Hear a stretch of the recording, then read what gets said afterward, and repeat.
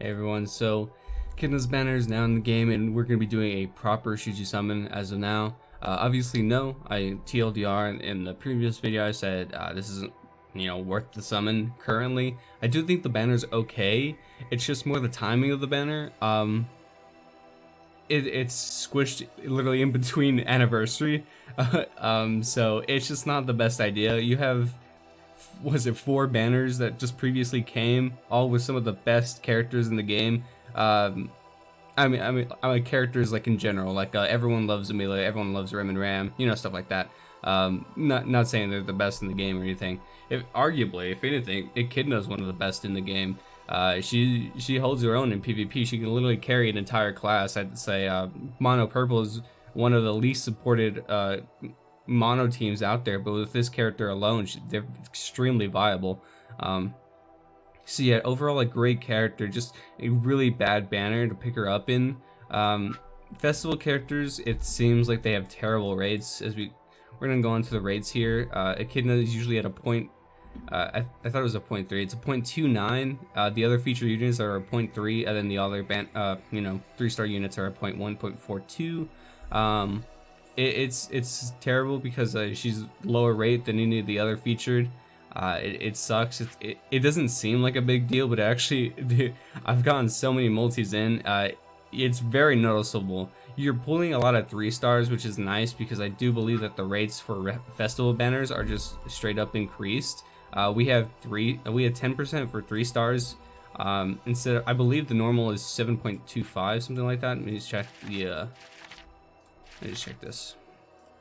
The normal rates are 7.5, and then we have a 2.5% rate for characters and a 5% rate up for memories. So characters are basically rate up times 2 here, which is really good. It's very noticeable that the characters are rate up, but it's also very noticeable that Echidna is featured lower at a lower percentage. So it's very hard to pull her. These banners are basically bait. If you pull their all free tickets, consider yourself lucky. We're going to be going into what these characters do, and overall, just if you want to pull, should you pull? And yes, let me bring it up real quick. Here we are. I was just looking up the characters ahead of time. So we have Julius. Looking at this kid, he's got 400% power, and it makes a coordinated attack. A coordinated attack is when they attack with someone else in your team at random. So it'll pick someone on your team at random again, and it'll basically do a double basic attack. So that character will also use their basic attacks. And let's say you have Nemaki Ram for whatever reason on the same team, you can potentially, I think, build her rage up as well if you get the chance to use her on a team, and then it procs the coordinated attack with that unit in particular. I think it triggers the effect of the other person on their basic, whatever they do on their basic. I could be wrong. I don't really pay attention to coordinated attack units. I don't use them all that often. I think the majority of them are Anastasia camp, so like it's very rare that you're constantly using people like them. I think there's other ones, but I can't really think of coordinated units off the top of my head. So if that is the case, that's like a pretty okay basic, I'd say. Also, it's physical, by the way. I don't think I mentioned that. Then we have his passive: when damage increased, all allies get action engaged by 30%. Gives all allies an attack buff 20% more than the base level for 1 turn.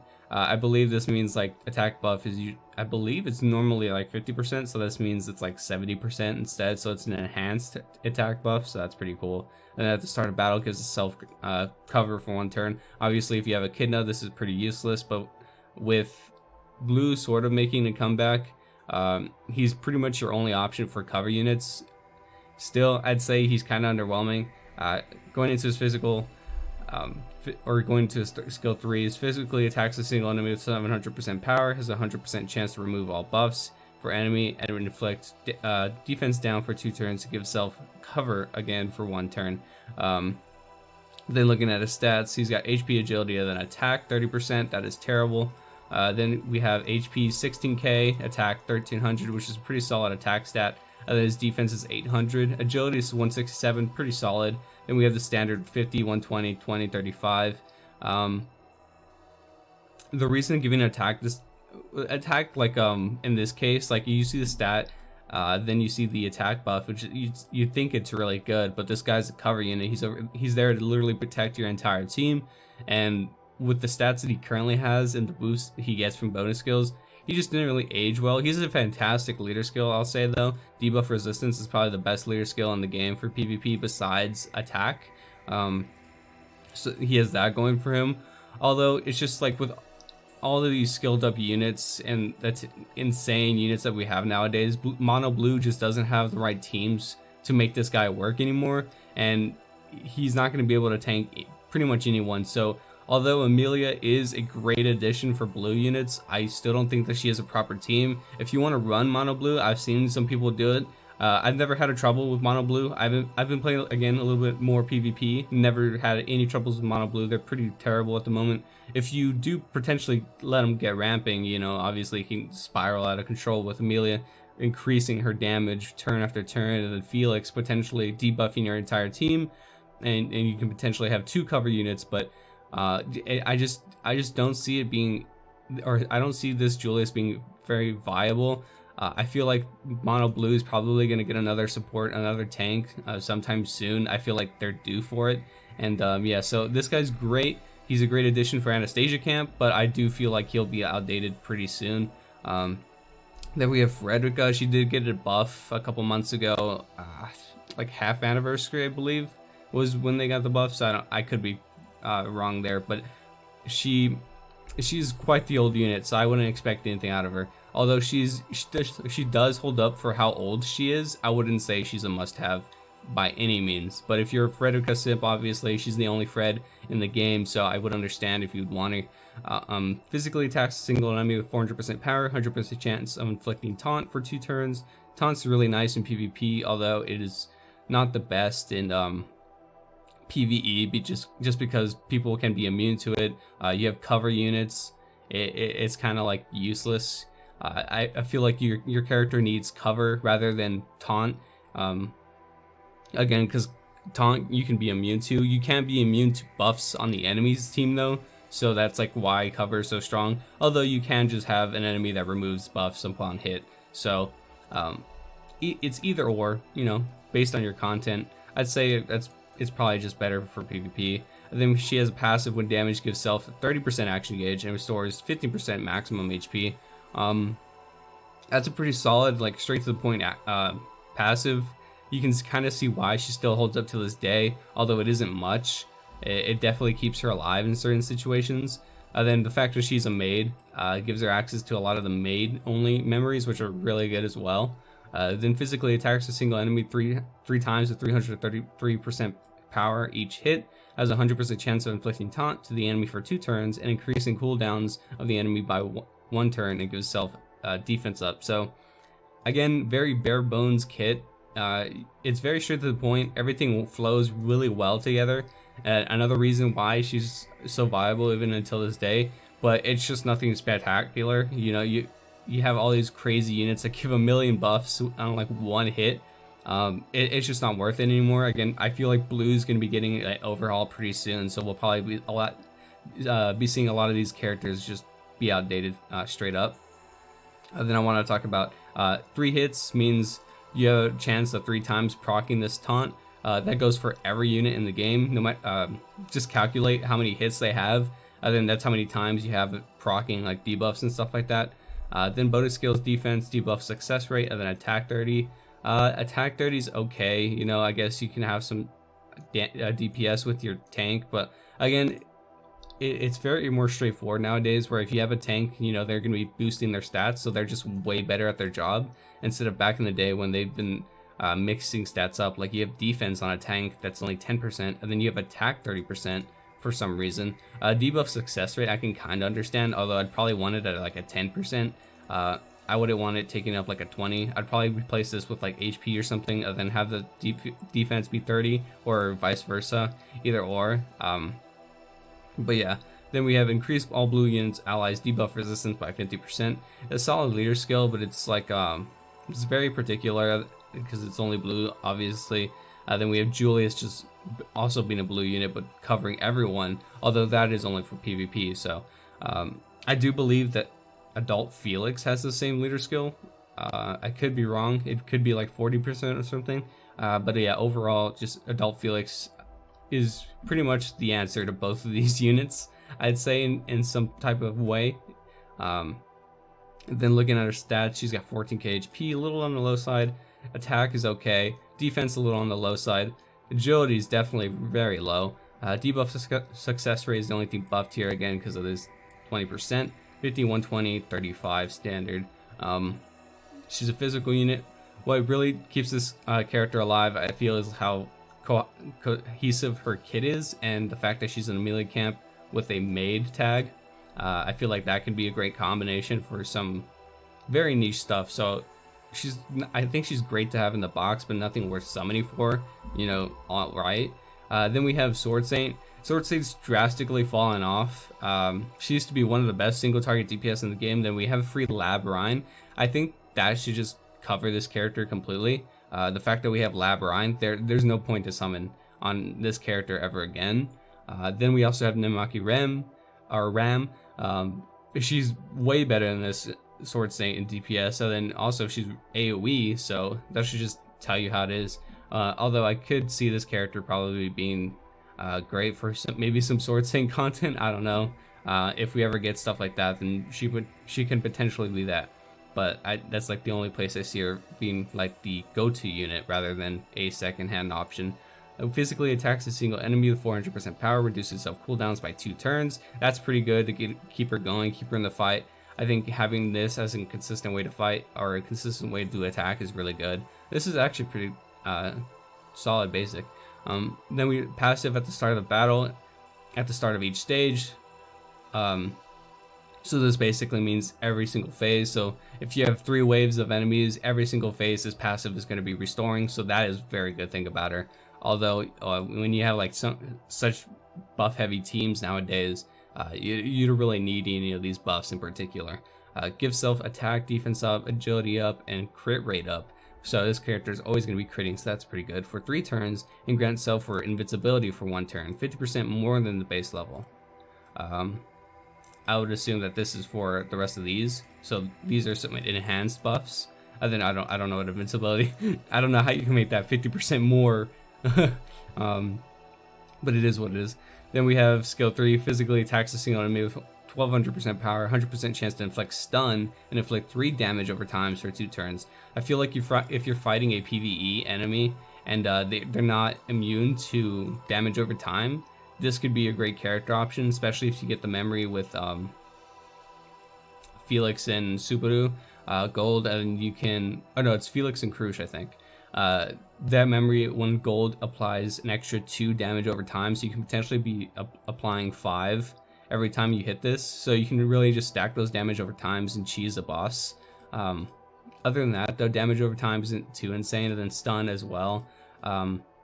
Stun can, you know, be figured out a way across. A lot of, you know, it's a pretty old passive or debuff as well, so a lot of PvE bosses are probably going to be immune to it, so it's not the best.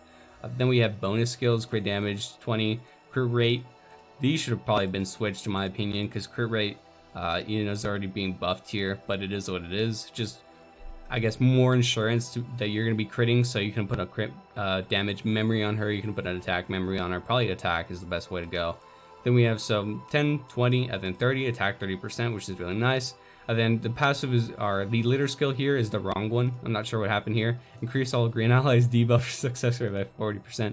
It's actually increase all allies attack by 35, I believe, in PvP. So she is only a PvP lead, which is unfortunate, but she is a pretty solid one at that. Then we have her HP is 12k. Oh, hopefully nothing else is wrong here, by the way.